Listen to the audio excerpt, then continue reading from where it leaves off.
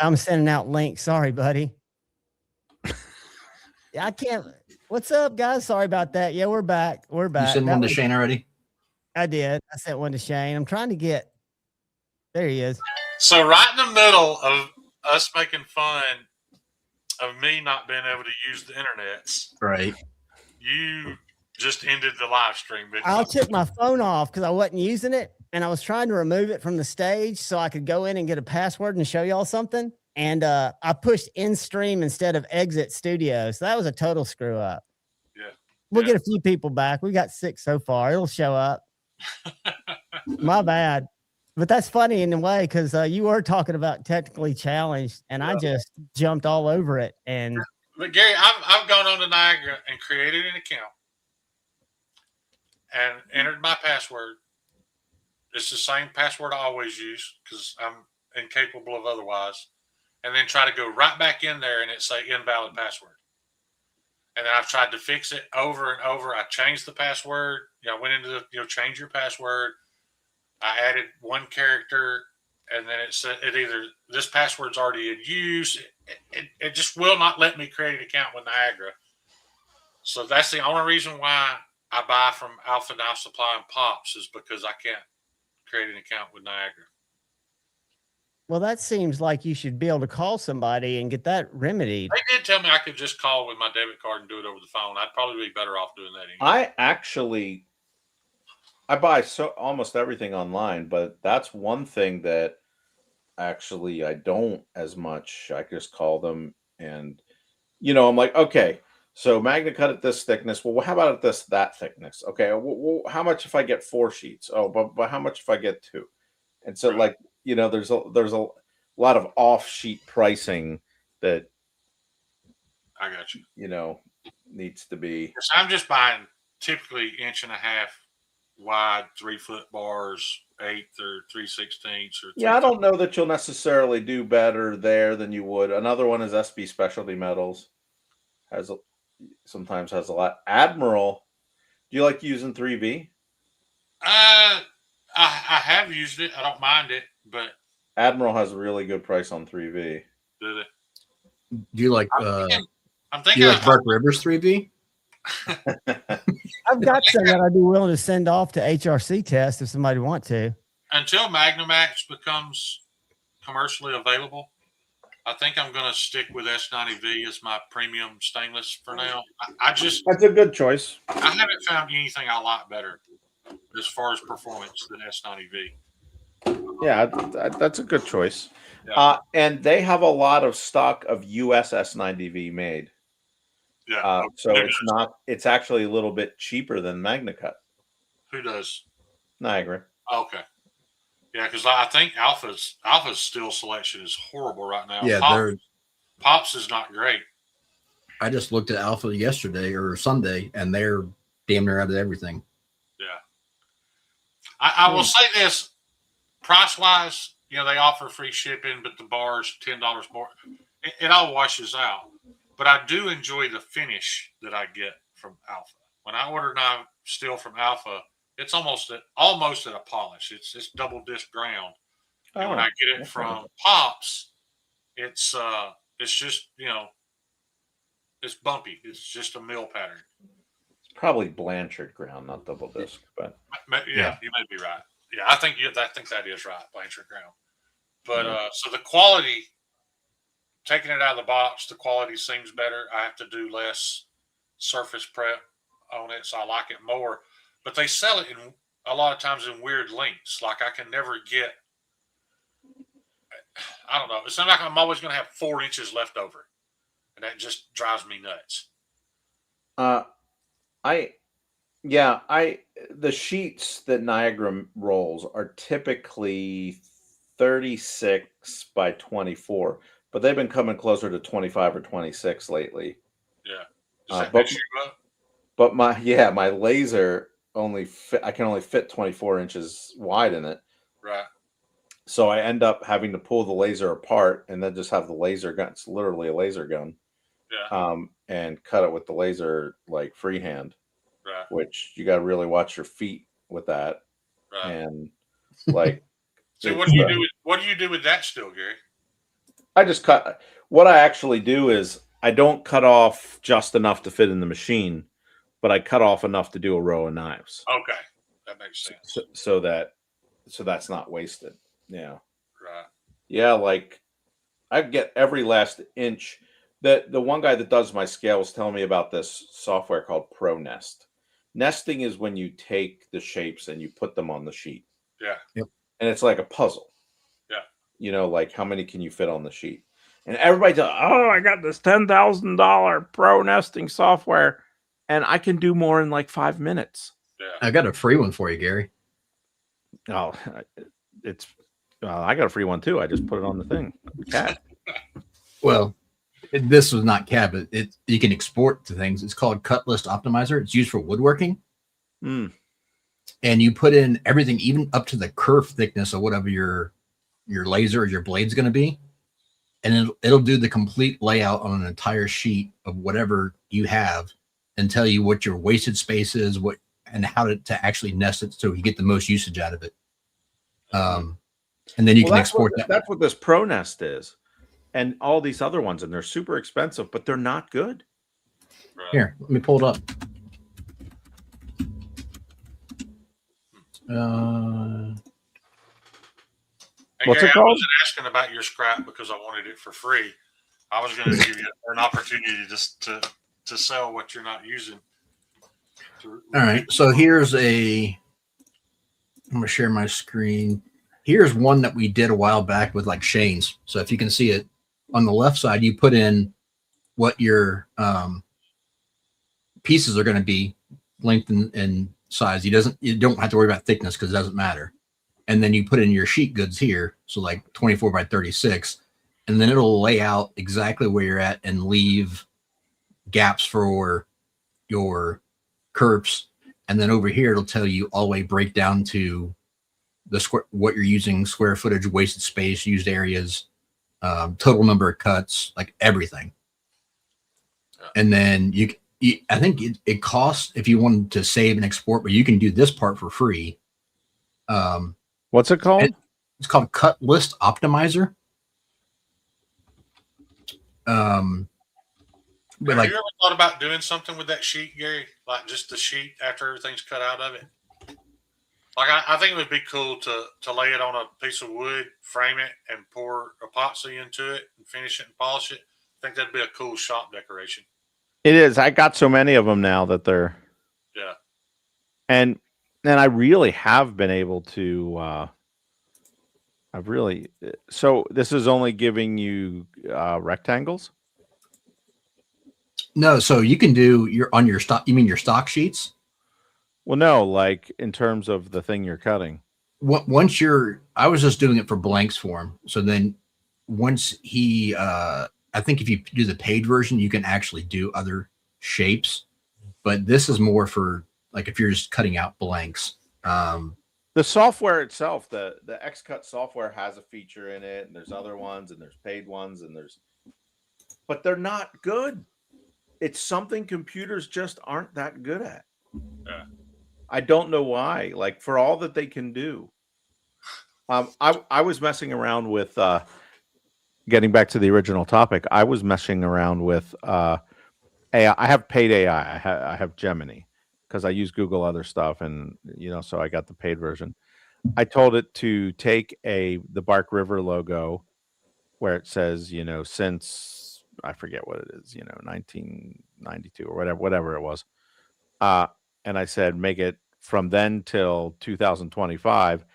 And I said, change it from Bark River to Broke River. And it did it perfectly. Sounds like you were being a little facetious, Gary. And I was going to shoot a video, and that's almost not graceful, Gary. that was not graceful. That's why I didn't do. That's why I didn't use it. But funny. But it is was funny. funny and clever. I thought. Funny is funny. The Gary, have you tried Easel? That's another one that people have done for like 3D stuff, but it's also, you can do it for lasering and cutout. I haven't tried them all because Jeffrey, I was thinking the same thing. I haven't tried them all because supposedly the best expensive paid ones can't even do it well. So how's a free one going to do it? And the other thing is, one of the problems that they have is So, like for instance, this guy used this Pro Nest was the one, and he fit 26 on a sheet, and in 5 minutes, I fit 25 on that same sheet. However, I got about 15 other knives on that sheet in addition Right. to those 25 in between different See, places. that's what I ran into when I talked to Niagara, or I'm sorry, New Jersey. First of all, if you're not at least buying a sheet, they don't want to fool with you. But they didn't seem as open to me adding, some other stuff I make to that sheet, so I didn't have as much weight. Yeah, they're funny about that. Now, what I would do is draw everything out in AutoCAD and put it on the sheet and give them the whole file. Right. Say, can you cut this file out? Yeah, so I don't know how to do that. And so, but even then, they didn't want to do it. They're like, just give us the file you want to cut. We'll take care of the rest. Thank you very much. Yeah. And if I was going to do that, when I get to that point, if you're open to it, I'd much rather pay you than pay them to do it. Yeah. I just thought I'm that way with anything. I've people give me a hard time about it, but I'll pay a little more to an individual guy than I will a massive corporation. Well, the other thing for what you're doing is, and buying still, you're better off buying a full sheet. Bite the bullet and buy the full sheet. Right. And then just, So my thing, Gary, I've only been doing this 2 years, and I never know which model's going to be hot when. The Thug has definitely been my best seller, but I made this clip point knife for Bob DeMarco as a joke because I don't like clip point knives. And he kept giving me a hard time about it, so I made one for him to give away on his channel, and it kind of blew up. I would have never had those blanks laying around because I never intended to make that knife, and it's starting to catch up with the Thug. In all honesty, So, hey, did you ever get a chance to talk to him? I did. He's a very busy guy. He takes a little while to get back to me, but I actually talked to him on the phone, and he was very interested. And I'll tell you, you may be better off just message him on Instagram. It's like, hey, I might be interested in doing an interview. I think Shane spoke to you about it, because if you don't, he'll forget. He is a producer. Like some of those military shows on Discovery Channel, he produced some of those. He's very busy, and he's got a family, young children. So, I know he's in, but you might want to reach out to make it a little faster. Is what I'm getting at. All right. Yeah, and just say Shane was telling me, give you a heads up. I'd love to sit down and talk to you. He's an awesome guy. He really is. It's not like this podcast either. It's very professional. Like he knows what he's going to talk about before y'all ever start. He's not the kind of guy to back you in a corner. Yeah, he's great. Well, I will say though, one thing that would really help, is if you send him a knife to show, and kind of let him get familiar with it. I mean, I'm not saying you have to give him a knife, but I messed up when I did my first interview with him. I didn't have anything ready, so I was showing a non-finished knife, which was par for the course for me. But yeah, he loves supporting knife makers, and yeah, Okay. There's definitely an audience there that Yeah, he reaches definitely outside of our reach. Right. That reminds me, Shane. I still never heard back from Bob. I need to talk to him again about that, because him and Jim were trying to figure out a way they wanted to have me on, but they never solidified it. Yeah. Aren't you supposed to be in talks with him about sharpening something too? I'm waiting to hear from him on. Yeah. I'm same thing, Kyle. You're not going to annoy him. I'd drop him a line, because now once he gets you scheduled, he's very professional about time and date and all that stuff. Oh yeah. But yeah, I'd drop him a line because I'm not in a big deal about it. I think I didn't say make a big deal. Yeah, just a friendly little reminder. People like that stuff. It put you. I tell you right now, I need them. I'm way bad to forget about people. So I think it was that, and I could be mistaken, so don't quote me on this, but I think it was Jim didn't like the fact that I was top down. He wanted to produce it as standard. Yeah. And I don't. Well, Jim's a professional producer or director or cameraman, so I don't remember. And I understand that. And like I told him, I said, if it doesn't work, it doesn't work. That's fine. But, Yeah.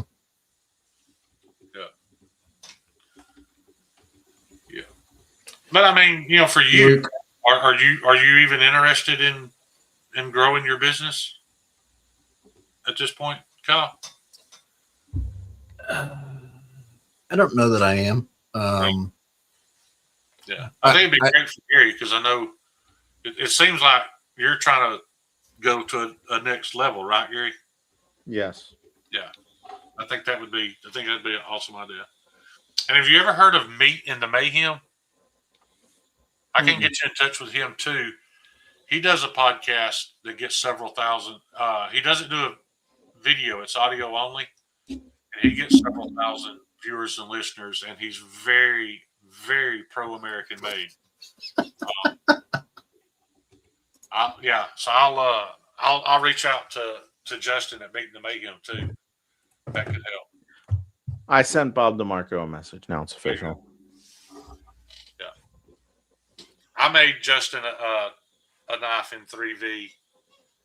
This big brooding beast of a knife, and that's when I found out that I can't remember what brand it is now. Oh, the JB Weld brand epoxy. Not good enough.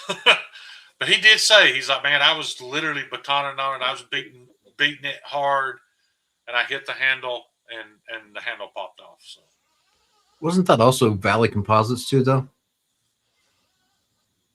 No, it was a piece of it was micarta. Well, it may have been Valley Composites micarta. I'm not sure, but it was a piece of just rustic looking micarta. But you learned. I mean, that's the lesson learned right there. I've had better luck out of this new, not new, but this Gorilla brand glue that you have to moisten it. What a word! I've glued, I've glued stuff to pieces of metal just to see, and I mean you can get it off, but you literally have to beat it with a hammer to get it to come loose. I think it bonds better than G-Flex in my opinion. But it does do this nasty, like it oozes out. It leaves this yellow, porous. It looks nasty when it dries. Is what I'm getting at. But it does a good job. And it's the same stuff. It's the exact same glue they use when they make plywood. That's what they're pressing the wood together with. So it's strong. But I agree with you, Gary. I'd like to get to a point where I never have to glue another set of scales.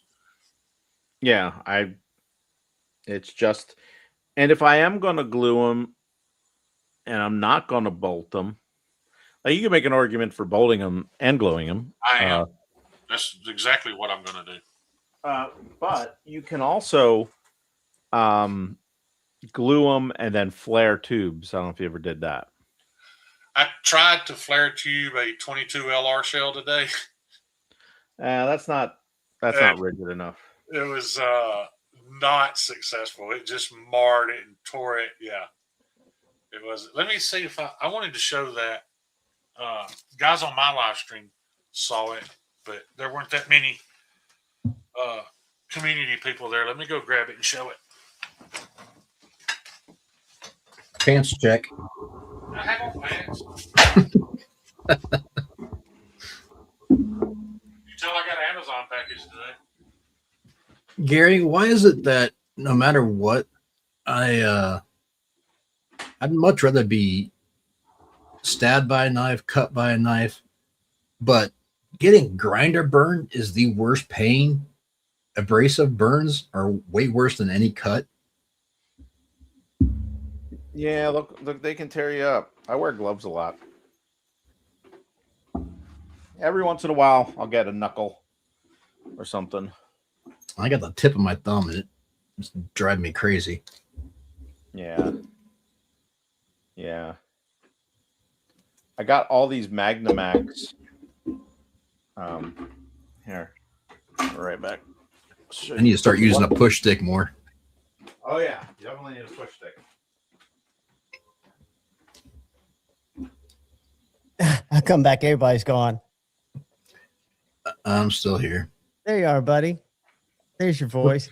Yeah, I've got cats going crazy on me, man. I don't know if you saw. Cheeto. I had a Puck come right across my soundboard, muted me out. Should have kicked him out. Nice. Dude, is that your is omnivore? What's that called? This is an 8-inch chef's knife. Oh, okay. Nice. So is it 8 inches? Let's see. Where we go there. Yeah. 8 1/4. So this is Magnamax. So I'm going to chisel grind this. Chisel grind for the win. And I'm going to, I have 1/4-inch aluminum cut out the same shape as this to put behind it when I grind it, because when steel is this thin, it deflects. Right. And you end up having to go really slow. Yeah. But with that aluminum back there, I have the rigidity, and then it also is like a heat sink, and it pulls the heat out. Oh yeah. Very cool. Yeah. I got my Mister system today. I just bought a really cheap one, and then went to the shop and did some grinding and realized that I left it here. But just so you guys know, and this still has to be cleaned up. There's a little epoxy around the shells, but just to put it into perspective, that thin blade stock, it's like 85 thousandths, 16th of an inch roughly. this is 3/32 Pro Cut chisel ground. They're nasty, right? You can see the epoxy where it oozed out. I still got to clean that up, but the pins are 22 LR shells. And then on the back, because it's chisel ground, it'd be perfectly flat. But I'm going to clean this up and re-drill these and fill them with this cobalt blue epoxy from the back. So the back will be perfectly flat. But that's my first chisel grind, and I'll be honest, I love chisel grind.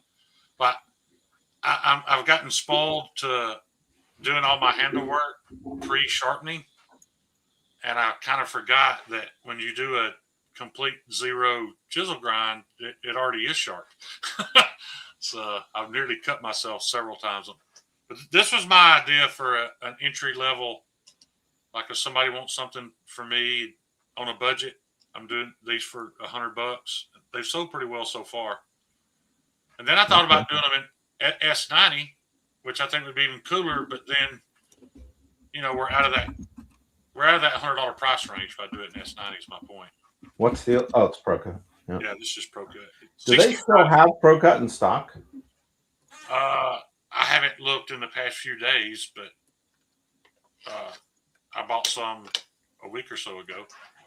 I got a bunch of bushcrafts I cut out and booked. I haven't made them. Yeah, they've not. I'll be honest, they have not sold well. Yeah. Maybe if I put them on my site, they would. But yeah, people would have like to know it that shows they have not.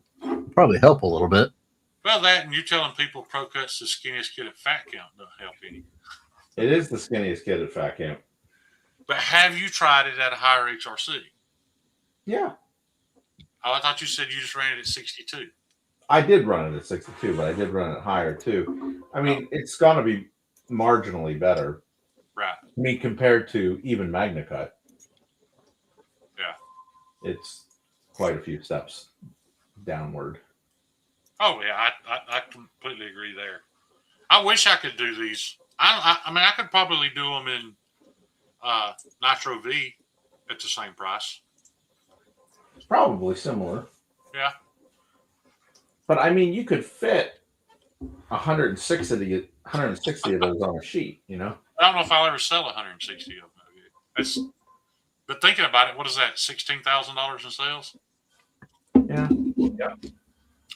Sounds nice. For $1,000 sheet of steel.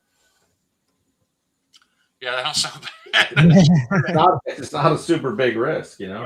I don't know if you remember, but when there's something similar to this that was just blowing up all over Instagram and Facebook.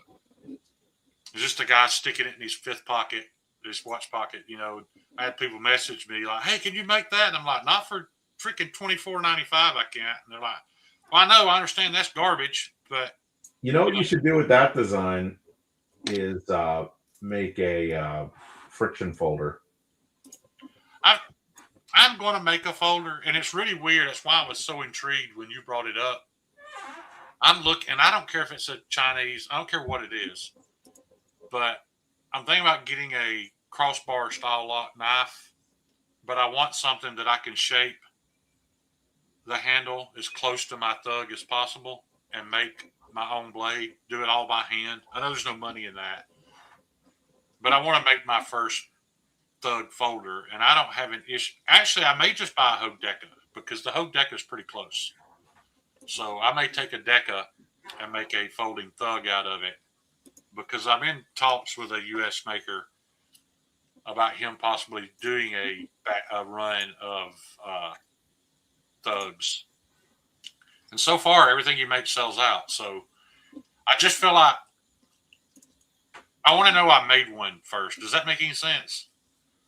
Yeah. Yeah, because I mean, I've badmouthed these other guys that have never made a knife, and then they release one in China. I haven't badmouthed them, but I don't think it's the same. So I would really like to make a folding thug before he releases a folding thug, is what I'm getting at. Yeah. And I don't know if he's going to be okay with the name or the logo because he's also a deacon in his church. So we haven't really probably not the logo. The name, maybe. Yeah, I don't want my logo in anyway. He put his, but yeah. I know he's not. I know he wouldn't be up for making a heathen. And in all honesty, I love the name of that knife, but I never really considered what heathen meant. But the only reason I can sleep at night is because I mean it's an inanimate object, so of course it doesn't know God. So why don't you make it the fornicator? That's Dr. Drew's nickname already. Well, if you haven't noticed, Gary, most all my knives have a kind of a menace to society kind of name. I've had the thug, goon, the heathen. Jared's got crimes. You've got deadly sins. Yeah. I've just got undesirable people. But anyway, I need to go to bed. It's late for me. Gary, thanks for lending your knowledge to our discussion tonight about what's going on with Bark River and everything else y'all talk about. It fascinates me. That's why I think Kyle will tell you this is the quietest I ever am on live streams when you guys get talking. But I appreciate it. Yeah, I appreciate the you guys tonight, and yeah, get some sleep here. Gotta get Take care, buddy. All right, we'll see you soon. Night. Later. Richard Hawkins, your knife is 65 HRC. Yeah. I had to send my little I'm pretty proud of that whole thing though, man. I think it's a really cool looking little. I love the scale on it. I think it looks really good. I don't think the shells look that bad, but you say that you don't like them, or did you get those short? I did them backwards. I wanted to kind of keep that hid, but there's no hiding it. I drilled the hole too big. So I had to insert the scales. That initially the scales were supposed to go in from the back, and then I was going to fill the shell with epoxy for pins, and I either had to do it this way or scrap these, and I just can't bring myself to scrap them, so I did it this way. Cheeto Ranchadito's got a question for you. How far, Cheeto? It's not that far away now. I haven't done anything with it because I haven't been able to. But I've got them. Well, to be honest, I just got them cut out in lengths. I've got 5 pieces laying there. I've got 1 shaped, and the other 4 are just cut to length. But now that I'm able to work a lot more frequently, I'm hoping not long. For your sake and mine, you know, I mean, I think I've got a couple $100 in that S90V, so I need to do something with it. But Yeah, yeah, like, what's weird, man, is there's times that I've had to put somebody off, and then when it came time to do the knife, I was glad I did, because I think of how much better I'll be able to do it because of what I've learned in that time frame. How many swedges are on that bird and trout? There is 0 swedges. I can do a swedge now, so we'll talk about that, Cheeto. If you think we should add a swedge, we can absolutely do that. Like, I just got Dylan Mallory's 3 of his Forests. I got the scales bolted on today, and I'm going to be honest. I don't like the bolt on that knife. I don't like the bolt-on hardware. Luckily, I haven't countersunk it yet, so I may go back and put pins in those.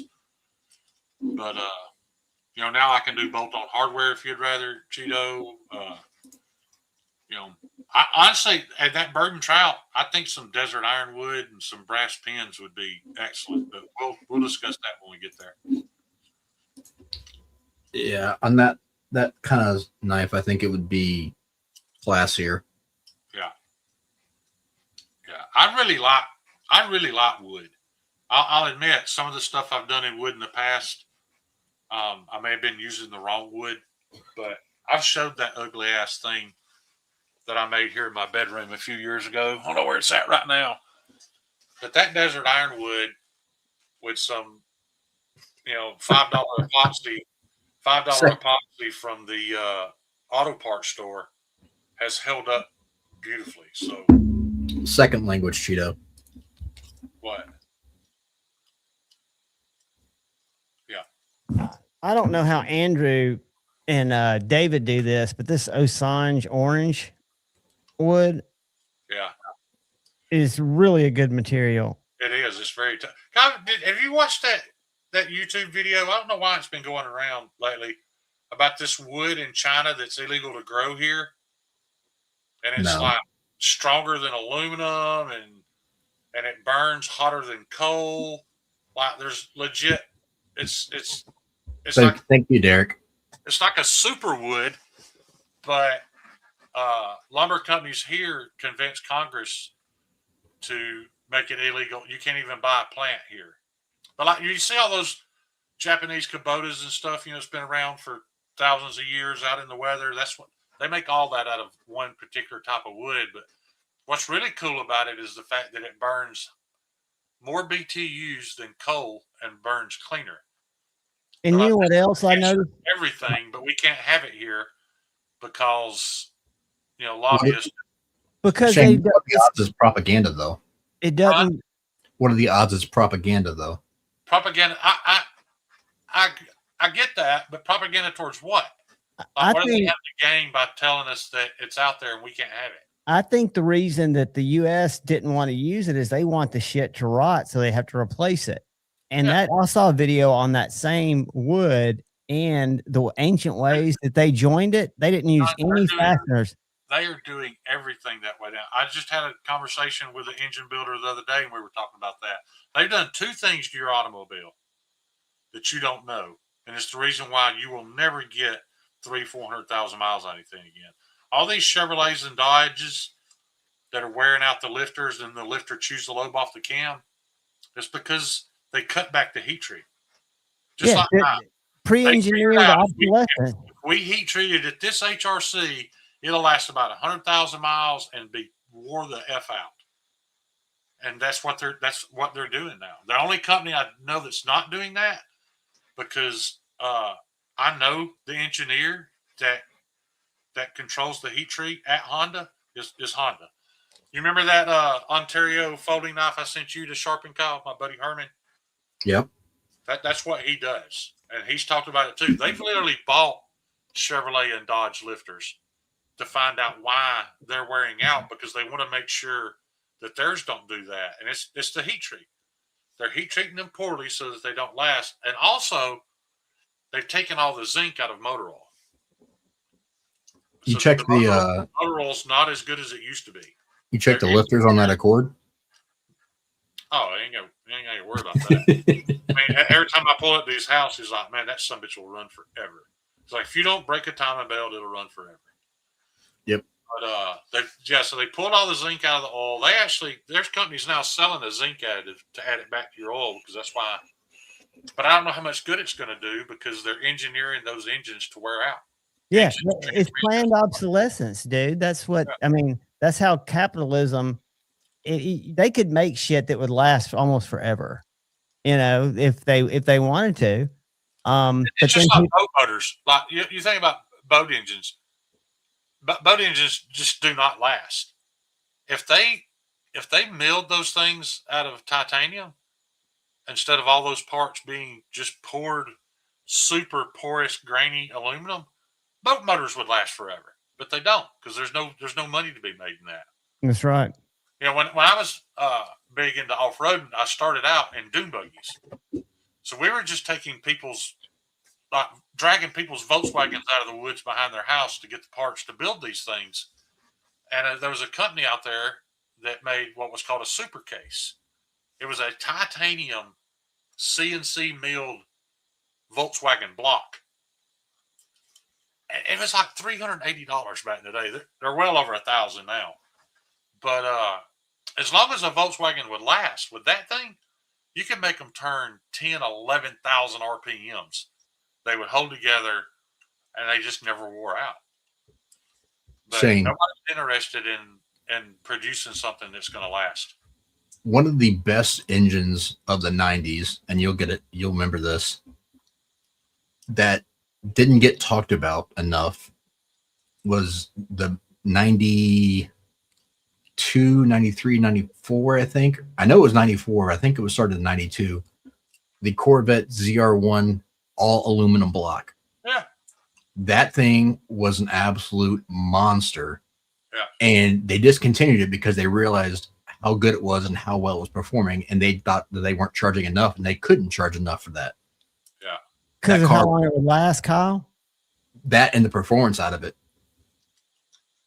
Yeah. That engine was phenomenal. I don't know if you remember this, but Demolition Ranch actually had one of those engines like really built. Yeah. So they get out, yeah. But with the LS now, I believe performance wise, we've reached peak performance in an LS. If you can get those little tiny lifters that shut the compression off to 4 cylinders at cruising speed, if you can get all that trash out of it, it just blows my mind standing in front of that truck and watching it on the dyno, knowing that just a standard V8 Chevrolet can push 2,000 horsepower. That's basically a Texas Speed engine, correct? Yeah. Yeah. Which Texas Speed bought all that from Marty Witt. Marty Witt still has a mechanic shop. He's in my old mechanic shop, actually. He designed all that. He created all that, and Texas Speed bought it. But this is what people don't know. Texas Speed still don't make them. They're still made right here in Rainbow City at Alabama Cylinder Head, Patriot Performance. They build the head. Texas Speed sells it. Texas Speed is a marketing company.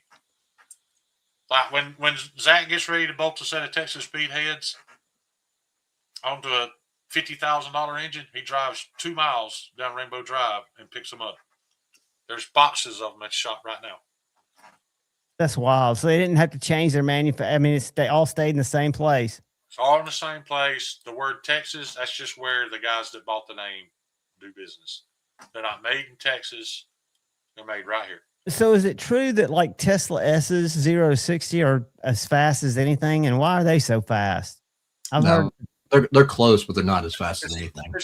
Yeah, they're not as fast as like that new twin turbo Vet, but it's really close. But their top speeds, it bottoms out, right? You only get that in the acceleration. Between 160 and 180. It's just the way an electric engine works. Where the gas engine has to build up. Especially in the 80s when you'd step on the gas and yeah. When you get to the peak of that horsepower and torque range, electric engines have that instant torque. I got you. Just as soon as you mash the potentiometer, because it's not a gas pedal, it's a potentiometer. It's the same premise of going from a naturally aspirated engine to a forced induction. You get a increase in power and torque on the low end, especially if you're doing dual twin turbos. Yeah. They are stupid fast. But for some reason, they can't get them. If they've made one that's broke 200 miles an hour, I don't know about it, but I don't think anybody production has. I'm sure somebody. Yeah, they have, but they're so like Mateo or Matty from Remock, who created and sold. He made a fortune. He sold all of his technology from Remock to the Volkswagen Porsche group, which is Volkswagen, Porsche, Audi, and I think there's like 11 different companies. Yeah, but what's the other? Bugatti. Yeah. And so now he's the CEO of Bugatti, and which is crazy because I've been following along. I don't know if you know who Matt Armstrong is, Shane. I'm not sure. He does a lot of salvage fix, kind of like Tavares, but he's an English guy.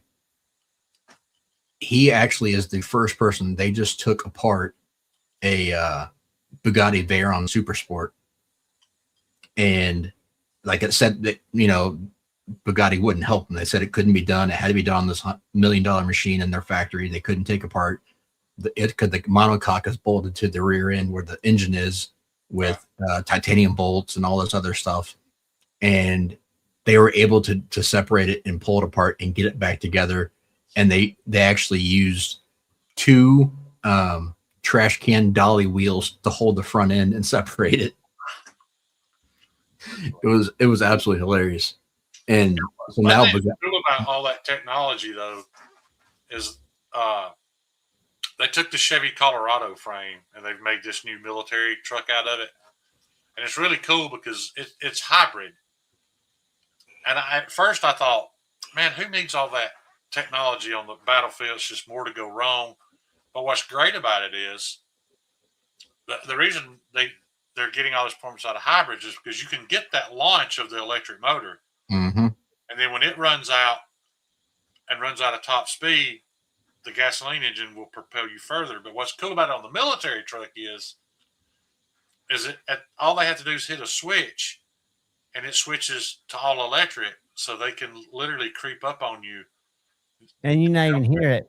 Not only do you not hear it running, but they said what's even more important is you never have to worry, is this thing going to crank when I jump in? Because you just jump in and mash the gas pedal, and it'll go several miles on the electric motor, even if the gas engine won't run. So you've got time to get out of there and then hit the starter and get the gas engine to fire up and everything. Hybrid technology is where it's at over just pure electric. There are a lot of performance supercars now that are going to the hybrid technology. I know Ferrari's got one, Lambo's got one, but the problem that they're running into is the battery pack systems, because it is something like, let's say it's like 48 volt or something. It's high voltage, so you have to be very, very careful working on them. And they also they're putting in a kill switch inside of that. So if the battery pack, like if it's in an accident, you actually have to go in there, pull out that basically like a broken fuse, and get it replaced. But the companies, that's the biggest issue with electric cars. The companies aren't selling that part though, Shane. So they're making you buy the entire battery pack. Right. They're doing all this proprietary stuff to fuck you. Which are 15 to 20 grand for those battery packs. Right. And then you have to get coded into the car. And a lot of these companies, like these exclusive companies like Lambo, Ferrari and stuff, they won't let they're so new that you can't code it to the car. You have to take it to a dealer to get coded. Right.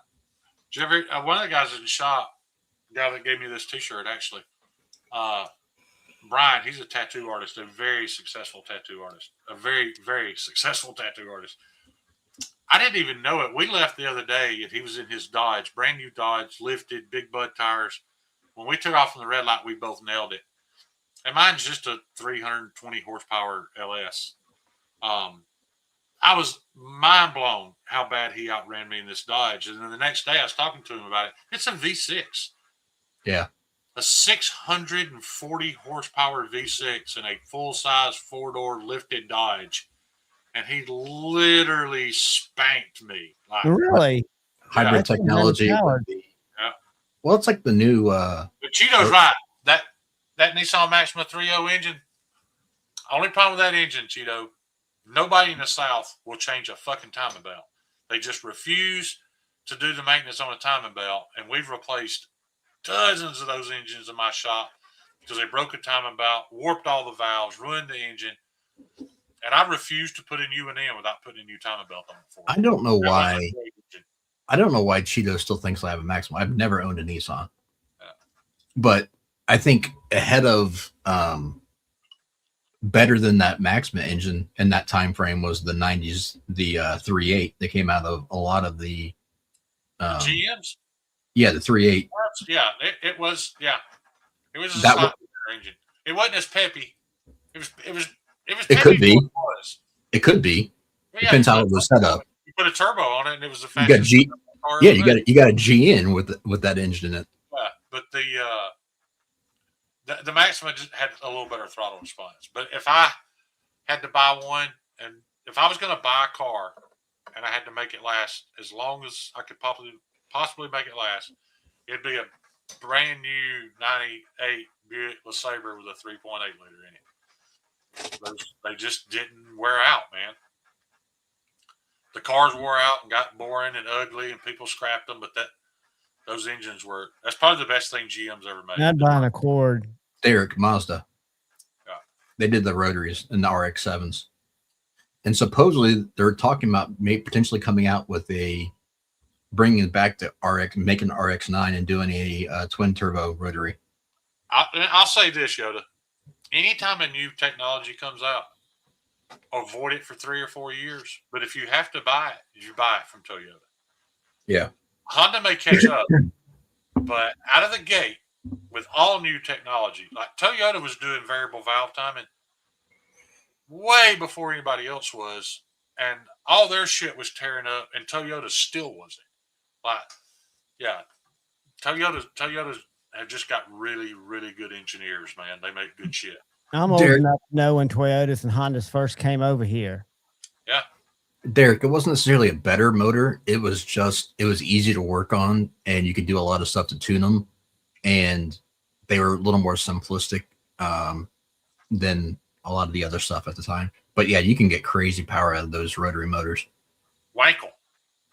So Wankel. Yeah. I almost died in an RX-7. I don't understand with a Wankel. Like with a V8 Chevrolet, you have 8 holes and 8 pistons. With a Wankel engine, you can just keep bolting them. You can make that son of a bitch 40 feet long. You're going to have to be really good with a TIG welder to weld up an intake and exhaust system for it, but there's no end. Did you ever see? You can literally make a 40-cylinder Wankel engine, and it will probably make the earth spin backwards when you floor it. Shane, did you ever see the Rob Doms? Understood. He did a quad rotary in his RX-7. Yeah. Yeah, and it's mostly because it was Mazda, and people just don't give them enough credit. That new SkyTech engine they've got is incredible, or Sky Blue, whatever it's called.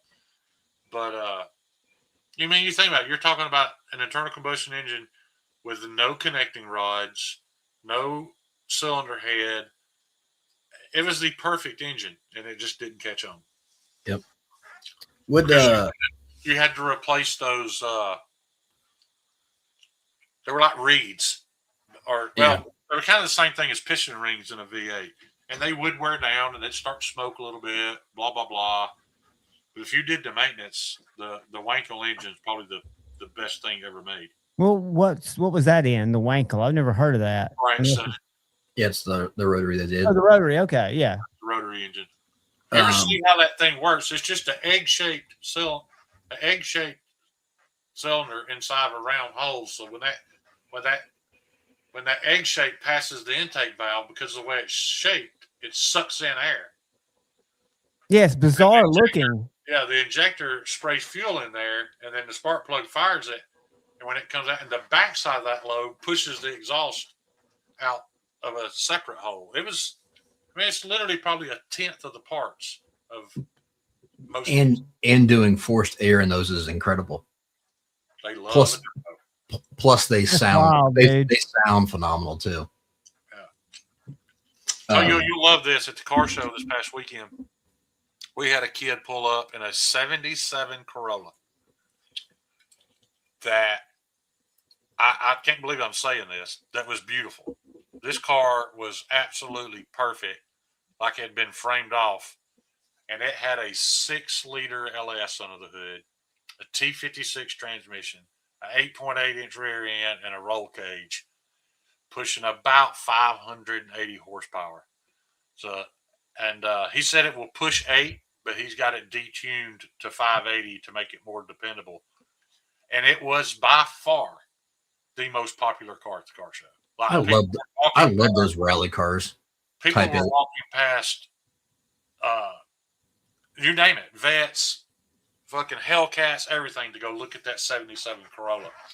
What do they call those, tuners? No, those are rally cars. Yeah. This one's not necessarily a rally car. No, but that's the style that they were, like the Lancias, the Renaults. I would like to have one with a turbo 22 RE in it. But the Toyota, I don't think that's a bad choice. I'm partial to Honda over. I'd take an Accord over a Camry, but I've actually owned 2 Accords and they're phenomenal. The problem with most cars, though, is not the car itself. It's maintenance. It's the maintenance. Yeah. When I was in the wholesale business, we knew every fucking Kia we bought, we were going to have to put an engine in it. And it's not because the motor sucked. It's because of the people who buy Kias.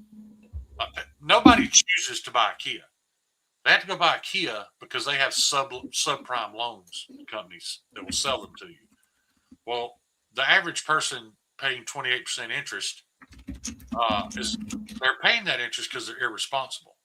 And if they're financially irresponsible, they're not responsible with maintaining their car either. So every one of them we tore apart, all the oil was just baked onto the inside of it. It wasn't the Kia's fault.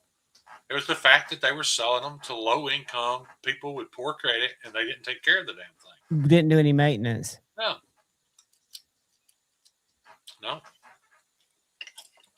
Yeah, that whole era of the rally cars, 70s, 80s were phenomenal. And then I also love like the mid 90s, some of the JDM stuff, your Skylines, my favorite still is Integra Type R.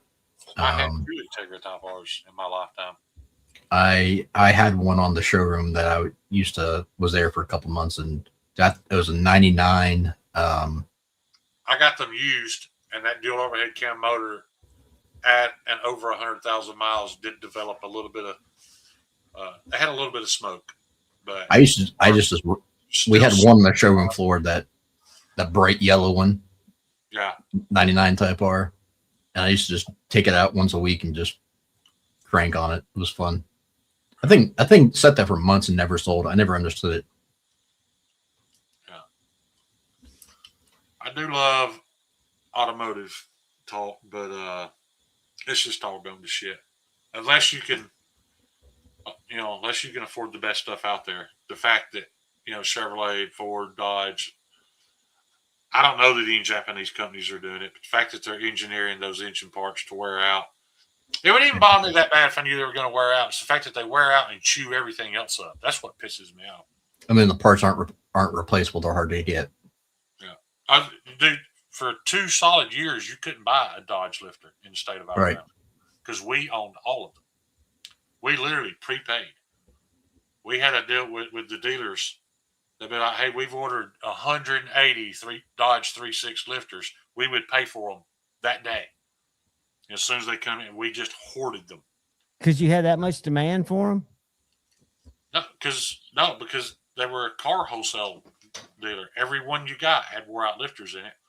And if you have a car sitting there waiting on a part for 6 months, it's eating your lunch. You've lost thousands of dollars just with it sitting there.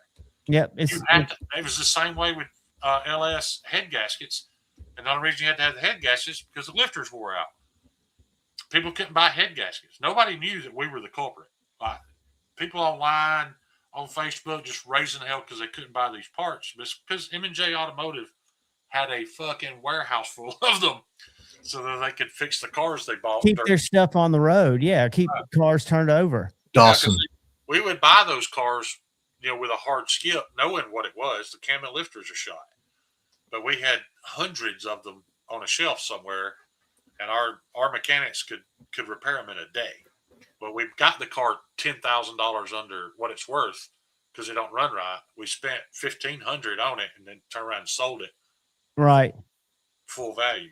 Hey Dawson, so I understand to a point, but the reason why people didn't buy those Type R's was because people didn't understand what they were. And they were very limited edition as well too. There's only, I want to say like 1,500 made a year or less, and they were like, Kyle, I had the one that was kind of squared and pointy. You're talking about the rounded looking ones, right? No, the late 90s, like 99, 97 to 99. I don't remember what it was. But the thing about those was they were like mid to high 20s. They're like 26 to 29. They were expensive for what they were because they were just plain cloth strip. There wasn't a lot to them. But nowadays, if you can find one in halfway decent shape, you're paying 2 to 3 times that for it. They're highly valuable. I know they'd smoke an IROC. Oh yeah, several times. Yeah. We had a guy at the car dealership there who had a brand new Cobra, and he raced one, and it was neck and neck. Like a new Shelby Cobra? Or when you say a Cobra? No, like Mustang Cobra. Yeah, Cobra. Gotcha. But this was... I don't know how big a feller you are. 90. Somewhere on Facebook is a picture of me in one of those JDM trucks. And what was funny is I had to get out of it so my partner could pull it. I couldn't pull it in the shop because my foot covered both pedals. So I don't know how small you are. We'll see if I can find that picture. My buddy Chappell took it. I don't know if you've seen this or not, Shane, but I forgot to tell you about, now we're talking about this. There is a new startup. Some guys that worked at Tesla left, and they have started their own electric company, and they're doing very base. I need to talk to Patina about this. Very basic trucks. I saw that. Yeah, I'm very. And they're 3D printed, and they're electric, and you can buy whatever parts you want for them, and they are cheap. They start like in the 20s and 30,000. They're not expensive. Let's say that's where we should have started. And they're made in Fort Wayne, Indiana. Not this whole we're doing away with everything. You have to own this. That's the kind of shit that will propel us one day towards being able. I don't have an issue with going all electric. Are you really, Cheeto? Are you really? I never would have guessed that. I'm not. I don't agree with we're going to do away with gasoline engines, but I at the same time I don't have an issue with going primarily electric, because if you drive 30 minutes a day to and from work, there's no reason for you not to have an electric car. Now, I understand vacation, whatever, there's times it's going to suck, but especially for your second car, I think electric's a great idea. I think I've heard that It'd be fun to it piddle takes around a lot of power to keep an electric car charged, that you're still using a ton of power. I know you're just plugging it in. When the Tesla came out, I saw a price breakdown. And if you bought the Tesla versus a comparably equipped Lexus. How long did it take you to break even? After 10 years, you had saved a few $1,000s. Even though the Tesla cost more at the time than the Lexus. After a few years, it became cheaper, I guess is the word I'm looking for. Yeah, so, but the price too is that electricity doesn't cost what gas would. Shane, but at 10 years, we're also getting close to the battery replacement time too. Right, that's why they cut it there. Because right. Maybe you get rid of it after this point. But people say that. I don't know not one single person who's had to replace the batteries in their hybrid Toyotas. I know people that's got 25 years old and they still work. So I don't know. Maybe that's just someone saying that about their Prius earlier, that they're still in their first pack. Yeah. Kyle, did I ever show you this picture? Me and Marcus Luttrell and David Goggins. No. I actually went to the Patriot Tour and got to hear Marcus tell that whole story. I don't remember the Marine over here with one leg, but that's Marcus on the end. Mark's is a big boy. Why'd you hate on the Marine with one leg? He's 6'5". I wasn't hating on him. I just didn't remember his name. I just think it's funny, though. Everybody's still telling all these stories about how, Marcus was actually a coward. He literally looked at the crowd and said in the microphone, "I was a coward. I dropped to my knees and dropped my weapon. I was a coward." And yeah, anyway, I ain't gonna get fired up on that subject tonight. You know what's funny? Certain small cars have an absolute shit ton of room in them, and other ones are tiny. My dad was 6'5", like probably close pushing. He is bigger than Shane, probably 350.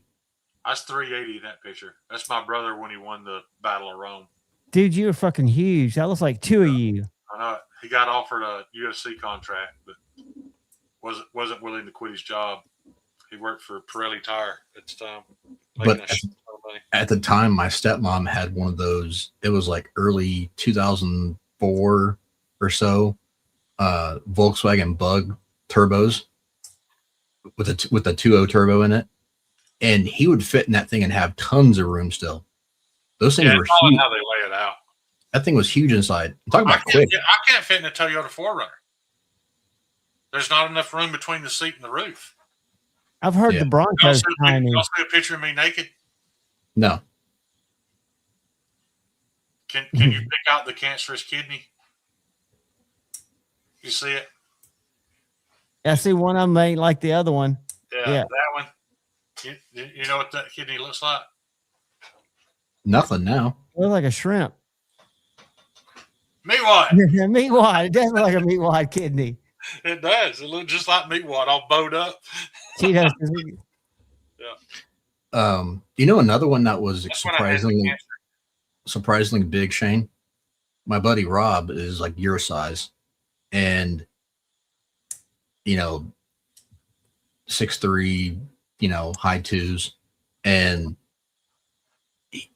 he had what was it, the Nissan Cube, that ugly looking little. Tons of room. That thing's roomy, isn't it? Yep. Oh, it was massive inside there. The little weird back window that looks out one side. Yeah. Yeah, they were horrible, like for what do you call it? Being able to see out of it, but they had a lot of room inside of them. They were surprisingly big. That was my last project, LS Swap, the 65 C10. What I had before my truck was a Kia. What's the one that the hamsters drove? The little square one? Yeah, that thing had a lot of room. I drove one to Tennessee. Surprisingly roomy. I could put my amps, my guitars in the back. Had plenty of room, even though I'm not a big guy, but it was roomy. For all those of you who think I'm a racist because I'm from Alabama, there's more further proof. Hold on, let me make that big so I can laugh at you. That's not me. That's Amber. Oh. Why would I pose on the hood of my truck? You're not racist. No. You hate everybody equally. You're like me. I don't hate anybody. The point. I hate you. If I hate you, it's because of your character. I'm kidding you. Speaking of Dawson, there's the neck roll championship. Look at that thing.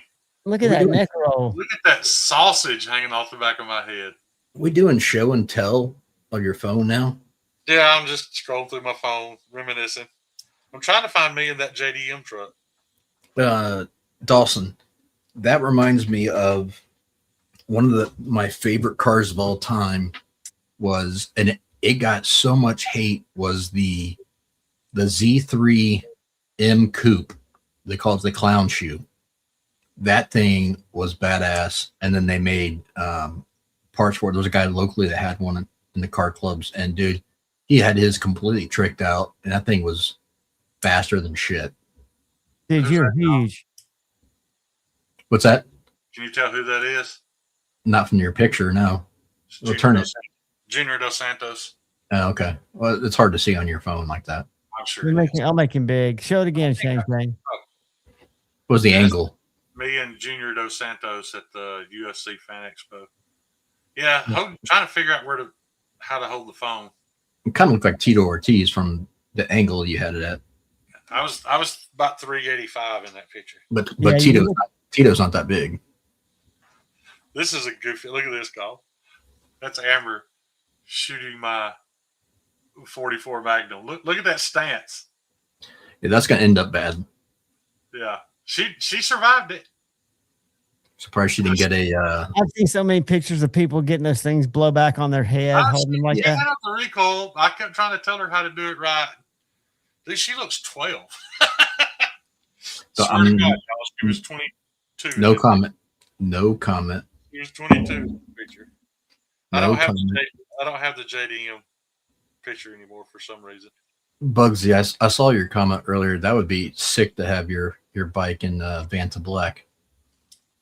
Bugsy, did you ever see that they did it at, I think it was at Munich Auto Show. They did. I'm not talking. Cool. That was at the O'Reilly's right down the street from my house. I'm sorry, Kyle. Go ahead. I was asking Bugsy if I saw it was a Munich auto show. They did the BMW, the new X7 M, the big flagship SUV in Vanta Black. It was unreal. I think I saw an electric BMW utility vehicle today. I can't tell, but it looked funky.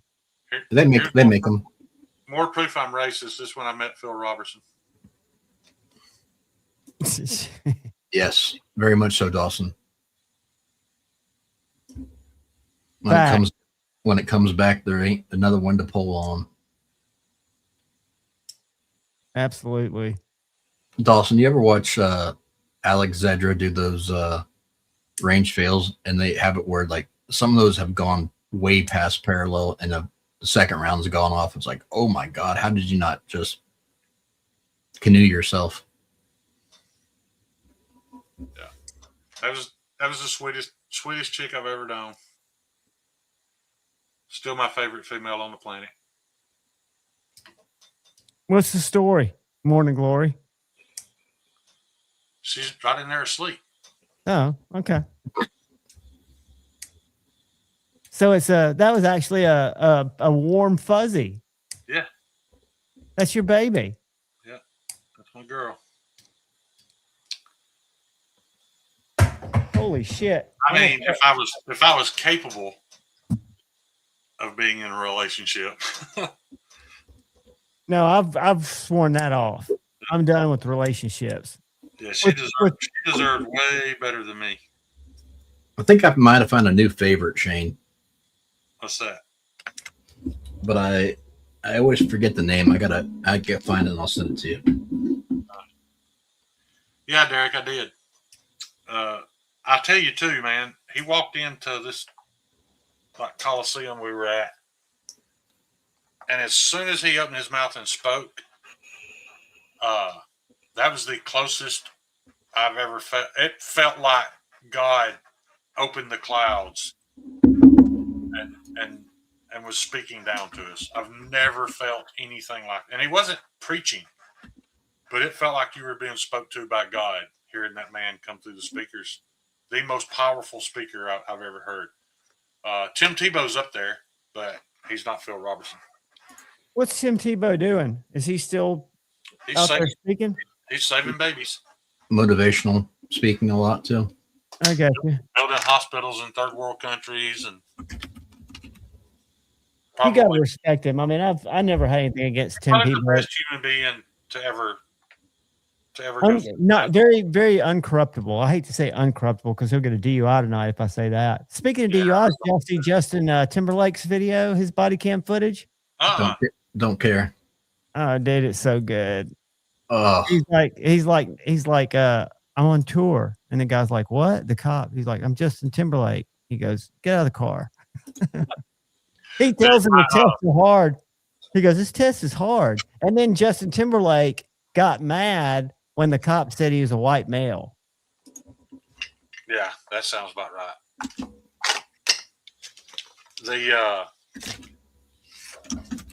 What was I going to say? Think about what you're gonna say, because my question is, he was on tour in a rental car. Why the fuck is he driving himself late at night? John, them people never made the money you thought they did. None of those people are as rich as you think they are. Justin Timberlake can get a driver, an Uber. He can get an Uber I'm when he's telling drunk. you, none of those people. All that was fake. The only people that made money was those Jewish producers that produced the albums. Oh God, here we go. No, not here we go. They put up the money, and those idiots signed the contracts. None of those people got as rich as you think they did. Well, the best part, Justin Bieber doesn't even have any money. Diddy never paid him. He I never got think he's got money as Kid Rock because he got his own deal. exactly. Prince got his own deal. Zach Bryan, plenty of money. Why? He never signed with a record label and never got a manager with the letters SKI at the end of his name. Yeah, I mean it's crazy, but Oliver Anthony got millions. Never my signed. only point is he was in a rental BMW. I know he could afford an Uber, and he was pretty wasted. I mean, I'm sure he thought he was good enough to drive home. I think he thought he could get a pass. The funny part is his manager at some point, this chick comes, and she's older than Justin Timberlake or whatever, but she's pleading with the cop, please, for the love of Sexy Back. You liked that song, didn't you? I mean, she's sitting there just begging the cop not to. You have to understand, John, that was all part of the plan. We had to think that those people made it big and became multimillionaires so that their influence on us would mean more, so that when the government tried to use them to influence us outside of music, we would actually pay attention. None of those people ever had. I'm not saying they weren't wealthy. They have more money than us. But outside of Taylor Swift, them people never made that much money. There are quite a few of them have done well for themselves afterwards, and they've used it to make money. Yes, a lot of them have a lot of money. That's the thing. You had to have the staying power to make the real money late. The ones that were big in the 90s for 6-8 years, and then their careers didn't really do anything else. Because it depends how they invested their money, though. Shane. A lot of them could take it and parlay that into something big. But a lot of what I'm getting at is they never made the money off their music that people think they did.